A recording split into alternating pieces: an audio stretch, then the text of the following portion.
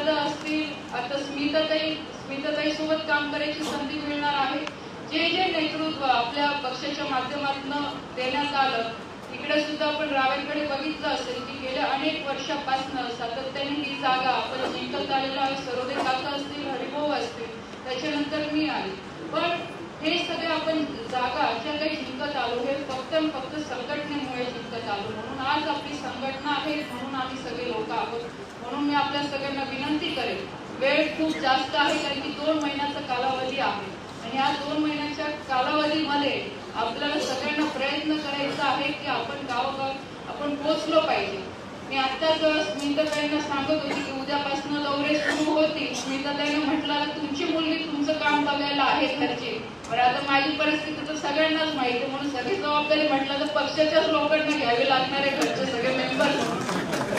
तर पुन्हा आशा आहे की एवढे वर्ष नक्कीच पक्षांनी एक छोटी बहीण म्हणून, मुलगी म्हणून सगळ्यांनी सहकार्य केलं आहे। गिरीश काका असतील, सगळे असतील, जेवढे व्यासपीठावर बसलेले आहे, आमचे बिजू भाऊ आहे, माहेरची एक फायदा प्लस पॉइंट तो मला होतो। बरेच लोकांचा वशिला कुठे लागला तर बरेच वेळा असं होतं की बिजू भाऊ तिथे गेला होता का, कारण की शेवटी माहेरची मंडळी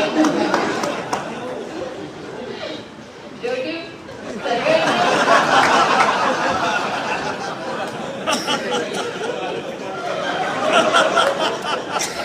सगळ्यांचे आशीर्वाद आहे, नेत्यांचे आशीर्वाद आहे। आपल्याला सगळ्यांना माहिती आहे परिस्थिती कशी बदलली, पण परिस्थिती बदलल्यानंतरही सगळ्यांनी खूप चांगल्या पद्धतीने मला सांभाळलं, माझ्या पाठीमागे सगळे भक्कमपणे उभे राहिले आणि कदाचित मला म्हणून ताकद मिळाली की खाली तळागाळापर्यंत मी पण पोहोचू शकली, लोकांपर्यंत पोहोचू शकले, लोकांचा विश्वास मी घेऊ शकले। हे सगळ्यांनी मला साथ दिली, त्याच्यामुळे एवढं 10 वर्ष मला काम करता आलं आणि पुढे सुद्धा 5 वर्ष आपल्या जनतेच्या सेवेसाठी, आपल्या सगळ्यांच्या सेवेसाठी मी राहील। नक्कीच काम करत असताना बऱ्याचदा चुका सुद्धा होतात, ज्याही काही चुका झाल्या असतील तर त्याची सुद्धा मी आपल्या सगळ्यांना माझ्याकडे व्यक्त करते, काही चुका झाल्या असतील तर ते आपण कुठे मनावर न लावता कसं परत सोबत आपल्याला काम करता येईल याच्यासाठी आपण सगळ्यांनी प्रयत्न करावे।